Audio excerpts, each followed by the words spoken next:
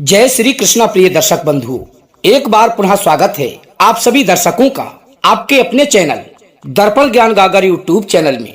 प्रिय सज्जनों, आज आपके समक्ष बहुत ही ज्ञानवर्धक व मोटिवेशनल कहानी लेकर हम हाजिर हुए हैं। आज की कहानी में हम आपको बताने वाले हैं कि जो औलादें अपने माता पिता को बुढ़ापे में दुख देती हैं, उनको परम पिता परमात्मा कौन सा दुख देते हैं। प्रिय सज्जनों, कहते हैं कि ईश्वर से भी बड़ा माता पिता का ऋण होता है। उस ऋण को चुकाने की बजाय यदि मनुष्य उससे मुंह मोड़ ले तो ऐसे मनुष्यों को परमात्मा कैसे क्षमा कर सकता है। प्रिय सज्जनों, आज की वीडियो में मैं आपको बताने जा रहा हूँ एक कलयुगी बेटे की कहानी। किस प्रकार से उसने अपनी बेसहारा बूढ़ी माँ को अकेला दर दर भटकने को छोड़ दिया। लोग इतने खुदगर्ज कैसे बन जाते हैं, क्यों वे अपने कर्तव्यों से विमुख होकर उनसे दूर भागने लगते हैं। तो आइए प्रिय सज्जनों, शुरू करते हैं आज की ये हृदय विदारक कहानी शुरू करने से पहले प्रिय दोस्तों, आप सभी से मेरी एक विनती है, यदि आपने अभी तक हमारे चैनल को सब्सक्राइब नहीं किया है तो चैनल को अभी सब्सक्राइब कर लें, वीडियो को लाइक कर दें, अच्छे अच्छे कमेंट करें, बेल आइकन प्रेस कर लें ताकि हर आने वाली वीडियो की नोटिफिकेशन प्रिय सज्जनों सबसे पहले आपको प्राप्त हो सके और आप उसका लाभ उठा सकें। तो बने रहिए बिना स्किप किए हमारी वीडियो की समाप्ति तक। प्रिय दर्शक बंधु, आज की हमारी ये कहानी बहुत ही दर्द भरी कहानी है। एक समय की बात है, किसी शहर में दो दंपत्ति रहते थे, यानी कि दो पति पत्नी रहा करते थे। उनका एक बेटा था और उनके घर में कोई भी संतान नहीं थी। पति जो था वो किसी फैक्ट्री में प्राइवेट जॉब किया करता था, जिससे उसके परिवार की जीविका चल रही थी और उसी नौकरी से ही उसने एक अच्छा सा मकान शहर में बना लिया था। बड़े ही आनंद से उन तीनों प्राणियों का जीवन व्यतीत हो रहा था। प्रिय सज्जनों, कहते हैं कि जब वक्त की मार पड़ती है तो उसे कोई भी बचा नहीं सकता और अच्छे अच्छे भी घुटने टेक देते हैं। प्रिय सज्जनों, धीरे धीरे समय बीतता गया और एक दिन ऐसा आया कि उस स्त्री का जो पति था वो स्वर्ग सिधार गया, अर्थात उस परिवार को जो चलाने वाला मुखिया था वो दुनिया छोड़कर स्वर्ग लोक को चला गया। प्रिय सज्जनों, कहते हैं कि मृत्यु तो अटल सत्य है, एक ना एक दिन सभी को आनी है। पर मृत्यु जब ऐसे वक्त पर आ जाती है तब बहुत ही दुख होता है। मनुष्य जब अपनी जिम्मेदारियों को निभाकर जाता है तो इतना दुख नहीं होता। जब वो अपने परिवार को बीच मझधार में ही छोड़कर चला जाता है तब बहुत दुख होता है। प्रिय सज्जनों, स्वाधीन स्त्री की जिंदगी एक विधवा के रूप में परिवर्तित हो गई और उसके जीवन में अंधेरा ही अंधेरा हो गया। वो जब चारों तरफ देखती थी तो उसे कुछ भी नजर नहीं आता था। उसके मन में अजीबोगरीब विचार आते थे कि अब मैं क्या करूं, क्या मैं भी इस दुनिया को छोड़कर अपने पति के पास चली जाऊं। फिर उसने अपने छोटे से बच्चे की ओर ध्यान किया कि मेरे इस छोटे से बच्चे का मेरे सिवा इस दुनिया में है ही कौन। तभी उसने अपने छोटे से बच्चे को देखकर मन में विचार किया कि यदि मैंने अपनी जीवन लीला समाप्त कर ली तो मेरे सिवा मेरे इस बेटे का इस संसार में कौन है। मुझे ना चाहते हुए भी अपने बच्चे के लिए जीना ही होगा। प्रिय सज्जनों, अब तो उस विधवा स्त्री ने अपने उस छोटे से बच्चे पर ही आस लगा ली और अपने मन में विचार किया कि मैं अपने इस बच्चे के लिए अच्छी पढ़ाई लिखाई कराकर, अच्छे संस्कार देकर एक अच्छा व्यक्ति बनाऊंगी और कामयाबी की बुलंदी तक पहुंचाऊंगी। जब मेरे बेटे की पढ़ लिखकर एक अच्छी नौकरी लग जाएगी तब हमारी ये दुख भरी जिंदगी आने वाले समय में सुख से व्यतीत होगी।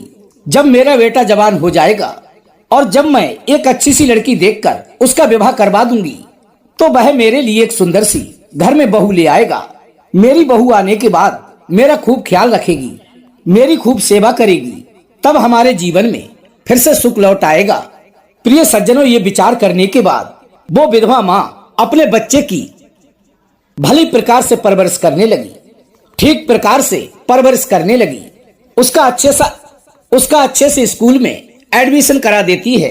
वो इधर उधर काम करके आसपास के घरों में बर्तनों को मांजकर अपने बच्चों की फीस भरा करती थी। उसके पति जो पैसा छोड़ गए थे वो पैसा थोड़े दिनों के बाद समाप्त हो गया। फिर घर का व बेटे की पढ़ाई का सारा खर्च, सारा भार बोझ उस दुखियारी माँ पर आ गया। वो बेचारी दूसरों के घर में झाड़ू पोछा किया करती थी और उससे जो भी पैसे मिलते थे उसी से अपना व अपने बेटे का खर्च चलाती थी। उसने अपने बेटे के जीवन में कभी किसी बात की कोई भी कमी नहीं होने दी। वो अपनी जरूरतों को दरकिनार करके अपने बेटे की सभी फरमाइशों को पूरा किया करती थी। अपना तो फटे पुराने कपड़ों से काम चला लेती थी पर अपने राजा बेटे को नए नए कपड़े लाती रहती थी। उसने हजारों दुखों को झेला, दूसरों के घरों में जाकर चौका बासन किया, और कुछ तो उसके पास था नहीं, केवल एक ही मकान था जो कि उसके पति बनाकर गए थे। प्रिय सज्जनों, अब वो मकान भी कहां तक उसे रोटी देता, इसलिए उसने दूसरों के घरों में कपड़े बर्तन धोना, झाड़ू पोछा करना प्रारंभ कर दिया। जैसे तैसे करके अपने बेटे की परवरिश करती रही। इसी प्रकार से पढ़ाते लिखाते धीरे धीरे अब वो बेटा जवान हो गया। जब उस विधवा माँ का बेटा जवान हो गया तो उस लड़के ने खूब मेहनत से पढ़ाई की, दिन रात एक कर दिया और उसने सारी डिग्रियां प्राप्त कर ली। धीरे धीरे करके उस लड़के ने उसी शहर में एक प्राइवेट नौकरी ढूंढ ली। अपने मन में सोचा कि मेरी माँ ने बहुत ही दुख उठाकर मुझे पढ़ाया लिखाया है, और जब मैं कुछ काम करूंगा तो मेरी माँ के सिर से थोड़ा बोझ हल्का हो जाएगा। प्रिय सज्जनों, बड़ी मेहनत और लगन के साथ वो लड़का नौकरी करता है। इधर उसकी माँ भी धीरे धीरे बूढ़ी हो चली थी। वे दोनों प्राणी बड़े ही प्रेम से अपना जीवन यापन कर रहे थे। इसी प्रकार से कुछ दिन व्यतीत हुए। एक दिन उस लड़के ने क्या देखा, जिसका नाम सूरज था। सूरज ने अपने मन में विचार किया कि यहाँ के मुकाबले अमेरिका में बहुत अच्छे पैसे मिलते हैं, क्यों ना अमेरिका में जाकर मुझे कोई जॉब करनी चाहिए। यदि वहां पर रहकर मैं नौकरी करूंगा तो बहुत ही जल्दी मैं एक बड़ा आदमी बन जाऊंगा। प्रिय सज्जनों, अब तो वो सूरज अपनी माँ से कहता है कि हे माँ, अब मैं अमेरिका नौकरी करने जाऊंगा, तुम मुझे आज्ञा दे दो। वहां जाकर मैं कुछ समय तक वहां पर काम करूंगा, इसके बाद मैं तुम्हें भी यहाँ से बुला कर ले जाऊंगा। थोड़े दिन की बात है, आप तब तक यहीं रहकर अपना ख्याल रखना, और मैं बहुत ही जल्दी वहां से लौटकर तुम्हें यहाँ से ले जाऊंगा। प्रिय सज्जनों, उस माँ की इच्छा बिल्कुल भी नहीं थी कि उसका बेटा उससे दूर रहे, क्योंकि बुढ़ापे में वही उसका सहारा था। अब वो अत्यंत बूढ़ी हो चली थी। माँ ने उसे बहुत मना किया कि हे बेटा, तू ही मेरा इकलौता बेटा है, और तू मुझको छोड़कर विदेश चला जाएगा तो मैं किसके सहारे जीऊंगी।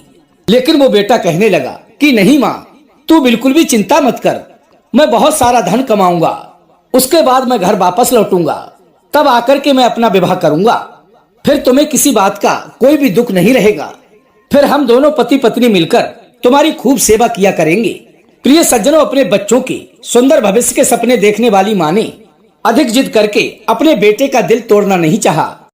अब माँ ने भी अपने बेटे की जिद के आगे उसको जाने की आज्ञा दे दी, और उसका वो लड़का विदेश की पूरी तैयारी करने के बाद कुछ समय पश्चात विदेश चला गया और अमेरिका में जाकर नौकरी करने लगता है।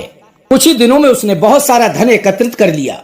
धन दौलत की चकाचौंध में वो ऐसा उलझा कि वहां पहुंचकर वो अपनी बूढ़ी माँ को फोन करना भी भूल गया। वो इस बात को भूल गया कि उसकी एक बूढ़ी माँ उससे हजारों किलोमीटर दूर उसके उज्जवल भविष्य व उसकी आने की प्रतीक्षा कर रही है। प्रिय सज्जनों, बेटे के अलावा उसका इस संसार में था ही कौन। उसका बेटा ही उसकी सबसे बड़ी पूंजी थी, वही उसकी जीने की उम्मीद थी, वरना वो मर तो तभी गई थी जब उसका पति दुनिया छोड़कर चला गया था। प्रिय सज्जनों, इस प्रकार से सूरज के लिए वहां रहते हुए लगभग 2 वर्ष बीत जाते हैं, और वहीं पर उसको एक सुंदर सी लड़की मिल जाती है, और उसी के प्यार में फंसकर वो उससे विवाह कर लेता है और अमेरिका में ही सेटल हो जाता है।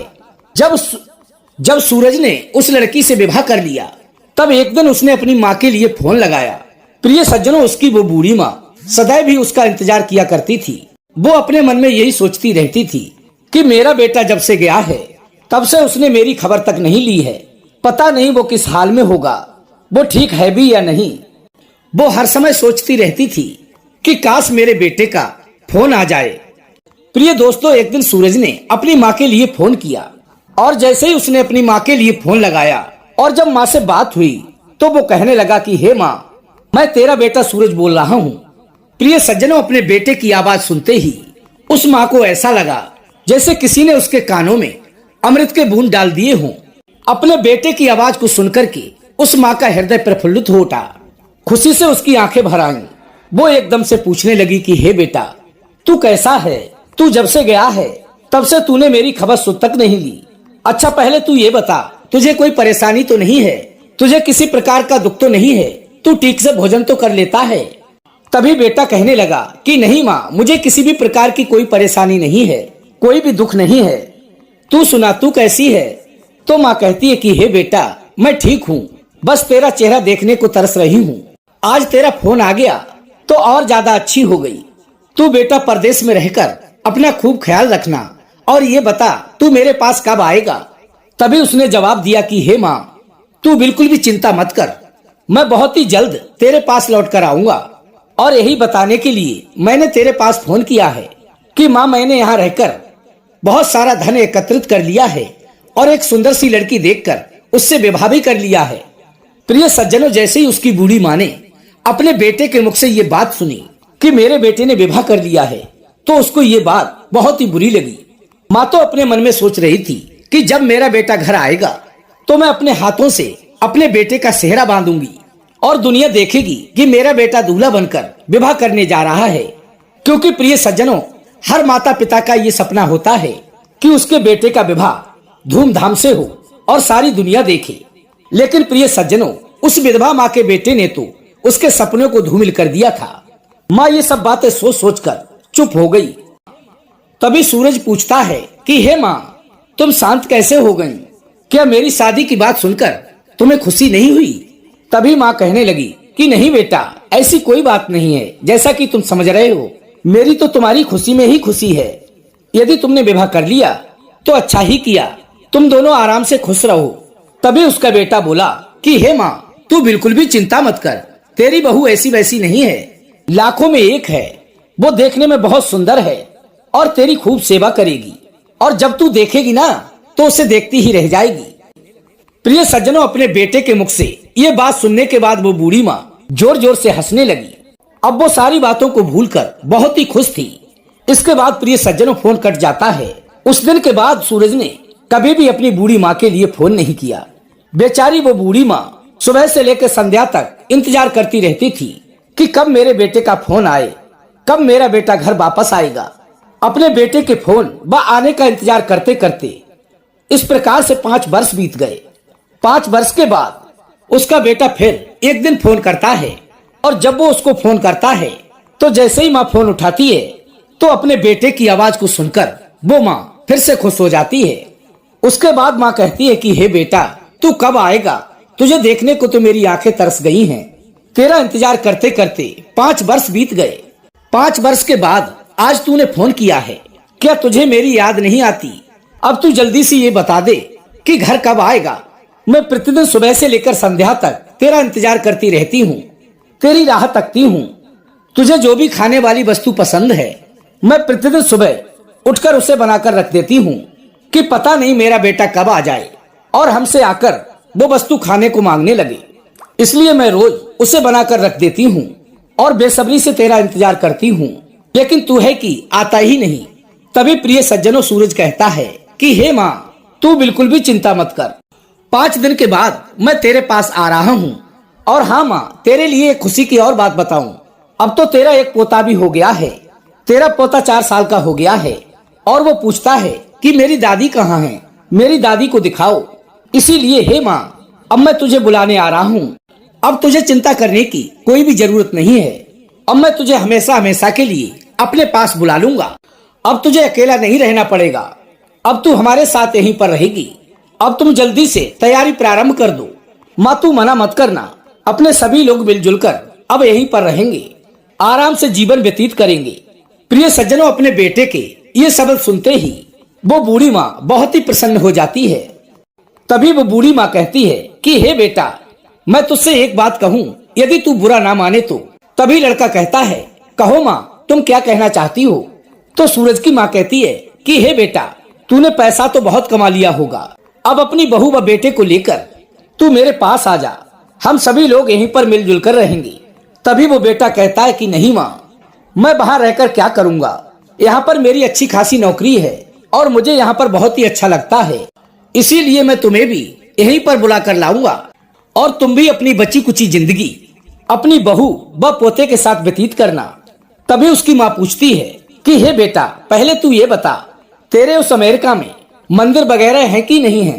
क्योंकि प्रतिदिन मुझे मंदिर भी जाना होता है भगवान की पूजा करने।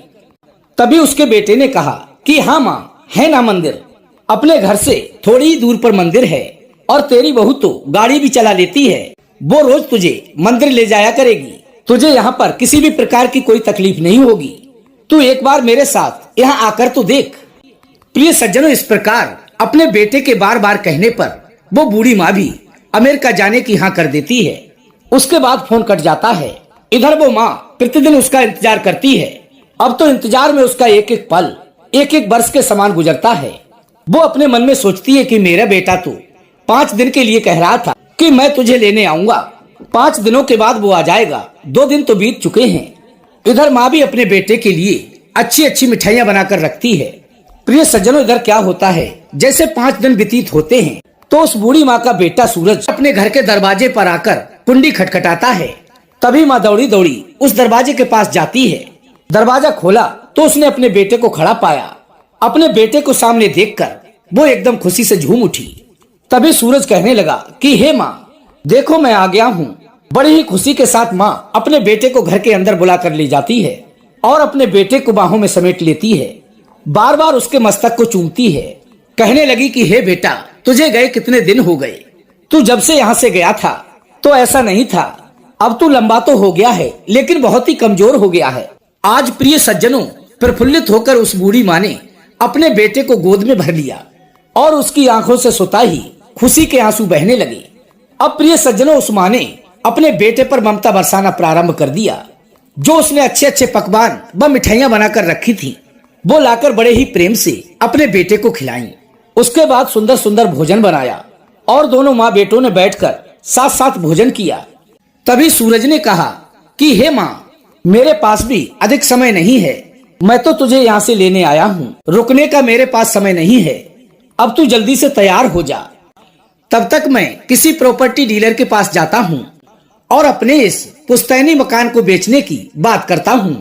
प्रिय सज्जनों, जैसे ही उस बूढ़ी माँ ने अपने बेटे के मुख से घर को बेचने की बात सुनी तो उस बूढ़ी माँ के हृदय में ऐसा धक्का सा लगा। उसे एकदम से अपने मरे हुए पति की याद आ गई और आंखों में आंसू भर आए और कहने लगी कि हे बेटा, तू मकान बेचने की बात कर रहा है। क्या तू मेरा ये मकान बेचेगा? अरे तेरे पिता ने बड़ी ही मेहनत करके इस घर को बनाया था। इसमें एक एक जो ईंट लगी है वो तेरे पिता की खून और पसीने की कमाई है। हम दोनों ने बड़े ही दुख उठाए हैं, तब जाकर हमारे सिर पर ये छत आई थी और तू इसे बेचने की बात कर रहा है। तभी उस बुढ़िया का बेटा कहने लगा कि हे माँ, तू कैसी बातें कर रही है। जब हम लोग विदेश में चले जाएंगे तो फिर हम दोबारा यहाँ क्यों आएंगे? और फिर इस मकान की हमें जरूरत भी क्या है, क्योंकि हमारे जाने के बाद इसकी देखभाल कौन करेगा। जब हमें इस देश में रहना ही नहीं है तो मकान भी खाली छोड़कर क्या फायदा। इसलिए इसे तो बेच देने में ही हमारी भलाई है और इन पैसों को लेकर हम लोग विदेश चलते हैं। प्रिय सज्जनों, अपने बेटे के मुख से ये बात सुनने के बाद उस बूढ़ी माँ ने कहा कि हे बेटा, वैसे तो ये मकान बेचने को मेरा मन बिल्कुल भी नहीं कर रहा है। यदि तू जिद करता है तो कोई बात नहीं, मेरे मरने के बाद ये संपत्ति तेरी ही तो है, तू बेच दे। प्रिय सज्जनों, यही सब सोचकर वो माँ भी उस घर को बेचने को तैयार हो जाती है। माँ ने कहा कि हे बेटा, तेरी जैसी इच्छा है तू वैसा कर। लेकिन बंधुओं, माँ की आंखों से आंसू की धारा बह रही थी। उसका बेटा तो प्रॉपर्टी डीलर के पास चला गया और इधर वो माँ अपनी आंखों से आंसू बहा रही थी और दीवारों पर अपने दोनों हाथ रखकर कह रही थी कि मेरे पति ने इसे बड़े ही मेहनत से बनाया है। कभी वो उन दीवारों पर हाथ फिराती तो स्वतः ही उसकी आंखों से आंसू निकलने लगते थे और अपने पति की याद करते हुए रोने लग जाती थी। और जब वो ये सोचती थी कि मेरा बेटा मेरे इस मकान के लिए बेच देगा और मुझे लेकर विदेश जा रहा है, काफी देर तक रोती रहती है। तब तक प्रिय सज्जनों, क्या होता है, प्रॉपर्टी डीलर को लेकर उसका बेटा घर पर आता है और उस प्रॉपर्टी डीलर के हाथों मकान को बेच देता है।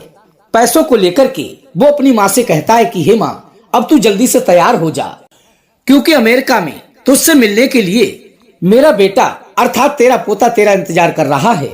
प्रिय सज्जनों, जैसे ही उस बूढ़ी माँ ने अपने पोते के बारे में विचार किया तो वो बूढ़ी माँ भी अपने पोते से मिलने के लिए छटपटाने लगी, क्योंकि कहते हैं कि हर माता पिता के लिए अपनी संतान से अधिक नाती पोतों से प्रेम होता है, मूल से अधिक प्यारा ब्याज होता है।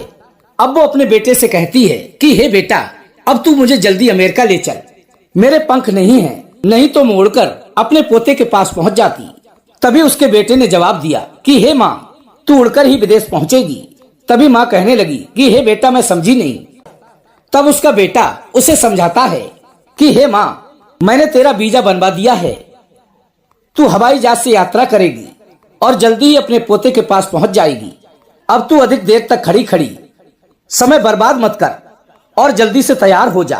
अब प्रिय सज्जनों, वो बूढ़ी माँ अपने बेटे के साथ जाने को तैयार हो जाती है और बेटे के साथ वो हवाई अड्डे पर पहुंच जाती है। अब तो हवाई अड्डे पर पहुंचकर उसके बेटे ने उसे एक स्थान पर बिठा दिया और उससे कहने लगा कि हे माँ, तू तब तक यहीं पर बैठ, मैं कुछ कागज और अपना बैग अंदर चेक करा कर आता हूँ। अपनी माँ को वहीं पर बिठाकर उस बुढ़िया का लड़का एयरपोर्ट के अंदर चला जाता है। इधर माँ बाहर बैठी बैठी उसका इंतजार करती है कि हमारा बेटा आता ही होगा, मेरा बेटा कागज और थैला चेक कराने गया है। प्रिय सज्जनों, उस बूढ़ी माँ ने अपने बेटे का 1 घंटे तक इंतजार किया, 2 घंटे इंतजार किया, 3 घंटे इंतजार किया। इस प्रकार से उसे सुबह से संध्या हो गई, मगर उसका बेटा अभी तक उसके पास नहीं लौटा। इधर प्रिय सज्जनों, उस माँ पर रुका नहीं गया तो वो बूढ़ी माँ एयरपोर्ट के अंदर जाने लगती है। तभी उनको एक सुरक्षा बल वहीं पर रोक लेता है और कहता है कि हे बूढ़ी माँ, तुम इधर कहाँ जा रही हो? बूढ़ी माँ ने जवाब दिया कि हे साहब, मेरा बेटा अंदर कागज और बैग चेक कराने गया है, लेकिन अभी तक लौटकर वापस नहीं आया है। तभी उस सुरक्षा कर्मी ने जवाब दिया, नहीं माँ, इधर तो कोई भी नहीं है। तभी वो बूढ़ी माँ कहने लगी कि नहीं बेटा, ऐसा नहीं हो सकता। मेरा बेटा मुझे बाहर बिठाकर वो अंदर गया था, वो मुझे विदेश से बुलाने आया था और मैं उसके साथ विदेश जा रही थी। तभी उस सुरक्षा कर्मी ने जवाब दिया कि हे बूढ़ी माँ, तेरे बेटे का नाम क्या था? जवाब दिया कि मेरे बेटे का नाम सूरज है, उसे जाकर देखो ना, वो अंदर ही होगा। तभी प्रिय सज्जनों, वो सुरक्षा कर्मी रजिस्टर में देखता है कि सूरज नाम का कोई यात्री उसमें था ही नहीं। उसके एंट्री रजिस्टर में लिखा हुआ था कि सूरज नाम का व्यक्ति तो सुबह 10 बजे की फ्लाइट से ही अमेरिका जा चुका है। तभी सुरक्षा कर्मी ने आकर बताया कि हे माँ, तेरा बेटा तो यहाँ से कब का जा चुका है, वो तो सुबह 10 बजे की फ्लाइट से ही अमेरिका जा चुका है। प्रिय सज्जनों, जैसे ही उस बूढ़ी माँ ने उस सुरक्षा कर्मी के शब्द सुने तो उस बूढ़ी माँ का कलेजा फट गया। माँ के हृदय में ऐसा धक्का सा लगा, अब तो उसका गला रुंधाया, क्योंकि ये खबर उस बूढ़ी माँ के लिए बहुत बुरी खबर थी। उस बूढ़ी माँ की आंखों से अश्रुधारा बहने लगी। वो बूढ़ी माँ अपने माथे को दोनों हाथों से पकड़कर बैठ गई और फूट फूट कर रोने लगी और अपने मन में सोचने लगी कि वाह मेरे बेटा, आज तू भी मुझे धोखा देकर चला गया। तूने मुझे क्या धोखा दिया है? तूने तो स्वयं अपने आप को धोखा दिया है। तूने तो मेरा घर भी बिकवा दिया और मुझे भी दर दर की भिखारिन बना दिया। मेरे पति के खून पसीने की कमाई का घर तू एक क्षण में बेच गया और मुझे दर दर की ठोकरें खाने को छोड़ गया। अब मैं जाऊं तो कहां जाऊं? प्रिय सज्जनों, अब वो दुखियारी बूढ़ी माँ लौटकर रोती बिलखती अपने घर की ओर आने लगी। उसके पास पैसे तो थे नहीं जो कि रिक्शे में बैठकर अपने घर आ जाती। वो पैदल पैदल चलती हुई 2 दिन बाद अपने घर पहुंचती है और उसी मकान के पास आ जाती है जो कि उसका बेटा बेच के गया था। प्रिय सज्जनों, रात हो चुकी थी। घर के बाहर एक चबूतरा था। वो उस चबूतरे पर भूखे प्यासी लेट जाती है। उस बूढ़ी माँ का हृदय पीड़ा से फटा जा रहा था। इधर जैसे ही सवेरा होता है तो वो बूढ़ी माँ उसी चबूतरे पर बैठी होती है। तभी कुछ पड़ोसी उसे भूखा समझकर खाने पीने को दे जाते हैं तो वो खा लेती है। अब तो वो अपने घर के बाहर बने चबूतरे पर ही लेटी बैठी रहती है। 1-2 दिन तक तो वो मकान मालिक देखता रहा। तभी उस मकान मालिक ने कहा कि हे बूढ़ी माँ, तू इस चबूतरे पर बैठी हुई क्या कर रही है? तू यहाँ पर क्यों रुकी है? ये मकान अब तेरा नहीं रहा। तेरा बेटा तो इसे बेचकर विदेश जा चुका है। तू यहाँ से जा। ये मकान तो हमने रुपए देकर खरीदा है। प्रिय सज्जनों, तभी वो बूढ़ी माँ उसको पूरी बात बताती है कि उसका बेटा उसे विदेश ले जरूर जा रहा था, पर वो उसे हवाई अड्डे पर छोड़कर चला गया। अब मेरा इस संसार में कोई भी नहीं है। मैं अब इस चबूतरे को छोड़कर कहीं भी नहीं जाऊंगी। मैं इसी चबूतरे पर अपने प्राणों को त्याग दूंगी। तुमने मेरा मकान ले लिया है, कोई बात नहीं, मैं तुम्हारे घर के अंदर नहीं जा रही हूँ। मैं तो घर के बाहर बने चबूतरे पर रहकर अपनी बाकी की जिंदगी व्यतीत करूंगी। मुझे इस बात का पूरा विश्वास है कि मेरा बेटा एक न एक दिन लौटकर वापस अवश्य आएगा। प्रिय सज्जनों, वो मकान मालिक बहुत ही दयालु था। उस बूढ़ी माँ के बेटे की क्रूरता को सुनकर उसको बहुत क्रोध आया। जैसे ही प्रिय सज्जनों उस मकान मालिक ने उस बूढ़ी माँ के ये शब्द सुने तो उसने दोनों हाथों से उसे थाम लिया और अपनी बाहों में भरकर कहता है कि हे माँ, तू बिल्कुल भी चिंता मत कर और मत रो। तू आज के बाद इस चबूतरे पर नहीं रहेगी। तू मेरे घर में अंदर चल। इस मकान में कई कमरे हैं, एक कमरा मैं तेरे नाम करता हूँ, तू उसमें आराम से रहे। प्रिय सज्जनों, जैसे ही उस बूढ़ी माँ ने उस मकान मालिक के ये शब्द सुने तो उसने उस मकान मालिक को पकड़ लिया और कहने लगी कि हे बेटा, अपने पराये हो गए और पराये अपने। इस कलयुग की संतानें कैसी हैं, जो अपना खास होता है वो छोड़ देता है और जो गैर होते हैं वो थाम लेते हैं। जिसे मैंने अपने सीने का खून पिलाकर पाला पोसा था, जवान बनाया था, आज वही हमें दर दर भटकने के लिए धोखा देकर चला गया। और जिसे मैं जानती भी नहीं हूँ वो हमारा सहारा बन गया। वो बूढ़ी माँ उस मकान मालिक को अब आशीर्वाद देने लगती है कि हे मेरे लाल, तुम जुग जुग जियो। हमारा तो खून ही हमसे दगा कर गया, लेकिन तूने तो मुझ बेसहारा को अपना लिया। कहते हैं कि इस दुनिया में अपने पराये हो जाते हैं और पराये अपने बन जाते हैं। बूढ़ी माँ के मुख से ये बात सुनने के बाद वो मकान मालिक कहने लगा कि हे माँ, तू कैसी बातें कर रही है? एक कमरा तो बहुत दूर की बात है, मैं ये मकान ही तेरे नाम करता हूँ। मुझे परमात्मा ने बहुत सारी धन दौलत दी है। प्रिय सज्जनों, उसी समय वो उस बूढ़ी माँ को लेकर घर के अंदर जाता है और वो बूढ़ी माँ उसी मकान में रहने लगती है। वो मकान मालिक उस बूढ़ी माँ की खूब सेवा सत्कार करता है। प्रिय सज्जनों, कुछ समय के पश्चात वो माँ जो थी अपने प्राणों को त्याग कर स्वर्गलोक को चली जाती है, अर्थात उसकी मृत्यु हो जाती है। उस मकान मालिक ने उस बूढ़ी माँ का अपनी माँ की तरह ही अंतिम संस्कार किया। प्रिय सज्जनों, उधर क्या होता है, उस बूढ़ी माँ का जो बेटा विदेश में था, जो कि अपनी माँ को धोखा देकर एयरपोर्ट पर छोड़कर चला गया था, उसकी भी औलाद जब जवान हो जाती है तो उसके लिए भी वही सब देखने को मिलता है जैसा कि उसने अपनी माँ के साथ किया था। उसका बेटा, उसकी पुत्र वधू उसका बात बात पर अपमान करते हैं, उसे मारते पीटते हैं। एक दिन उसके बहू बेटे ने उसको मार पीट कर घर से बाहर निकाल दिया। अब वो भी अमेरिका में रहकर दर दर का भिखारी हो गया। तब उसे परदेश में रहकर अपनी माँ की बहुत याद आ रही थी कि मैंने भी अपनी माँ के लिए बहुत बड़ा धोखा दिया था। उसी का ये नतीजा है जो आज मैं भुगत रहा हूँ। प्रिय सज्जनों, जब उसके बेटे व उसकी पुत्र वधू ने उसको मारकर घर से बाहर निकाल दिया तो उसने अपने मन में विचार किया कि क्यों ना मैं अपने देश वापस चला जाऊं। तभी सोचता है, मैं वहां जाकर क्या करूंगा? मैंने अपना मकान तो बेच दिया है, अब मैं वहां जाकर रहूंगा कहाँ? ना जाने मेरी माँ किस हाल में होगी, कहाँ रहती होगी, जीवित होगी भी या नहीं। यदि जीवित होगी भी तो मैं अपनी माँ के चरणों में गिरकर उसके पैर पकड़कर क्षमा मांगूंगा। माँ तो ममता की मूर्ति होती है, वो मुझे अवश्य क्षमा कर देगी। मैंने तो उसे दर दर भटकने के लिए एयरपोर्ट पर छोड़ दिया था, लेकिन अब मैं उसे कहाँ ढूंढूंगा? प्रिय सज्जनों, ये सब विचार करने के बाद अंततः जब वो अपने देश वापस आता है और वहीं पर पहुंचता है जहां उसका पुराना मकान था, तो वहां पहुंच करके पड़ोसियों से पूछता है कि मेरी माँ कहाँ है? तो पड़ोसी बताते हैं कि तुम्हारी माँ तो बहुत समय पहले ही इस दुनिया को छोड़कर भगवान के पास चली गई। अब प्रिय सज्जनों, पूरे मोहल्ले के लोग वहीं पर इकट्ठे हो जाते हैं तो उस लड़के सूरज पर सभी लानत डालते हैं और उस पर थू थू करते हैं, उसे धिक्कारते हैं कि तेरे जैसा बेटा तो किसी भी माँ की कोख से जन्म ना ले, भले ही वो बांझ क्यों ना रहे। धिक्कार है तेरी जैसी औलाद पर, परमात्मा तेरी जैसी औलाद किसी को ना दे। प्रिय सज्जनों, अब तो वो अपने घुटनों के बल बैठकर वहां पर बुरी तरह से रोता है, क्योंकि उसके जीवन में रोने के अलावा अब कुछ भी नहीं बचा था। प्रिय सज्जनों, ये बात बिल्कुल सत्य है, जो औलाद अपने माता पिता को रुलाती है वो कभी भी जीवन में सुख नहीं पाती है। कहते हैं कि चाहे अपने माँ बाप से कितना भी लड़ झगड़ लेना, लेकिन अपने माता पिता को कभी छोड़कर मत जाना, उनकी आंखों में कभी आंसू मत आने देना। यदि आप अपने जीवन दाता को ही रुलाओगे तो तुम्हारे जीवन में कभी सुख शांति नहीं आएगी, तो तुम्हारी औलाद भी कभी तुम्हारे साथ माता पिता के जैसा व्यवहार नहीं करेगी। यदि तुमने अपने माता पिता को दुख दिया है तो तुम्हारी संतान भी तुम्हें दुख अवश्य देगी। तुमने अपने माता पिता को गाली दी है तो तुम्हारी औलाद भी तुम्हें गाली अवश्य देगी। और तुमने अपने माता पिता का सम्मान किया है तो तुम्हारी औलाद भी तुम्हारा सम्मान अवश्य ही करेगी। ये तो बदला है भाई। यदि तुम अपने माँ बाप की सेवा करोगे तो तुम्हारी औलाद भी तुम्हारी सेवा करेगी।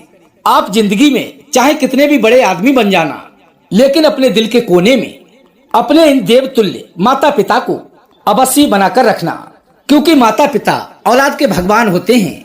जिसने जीवन भर अपने माता पिता का स्थान अपने दिल में बनाकर रखा है, उन्हीं ने इस संसार में सब कुछ पाया है, और जिन्होंने उन्हें ठुकराया है, उन्हें उनकी औलाद ने सदा दुख ही दिया है, अर्थात रुलाया है।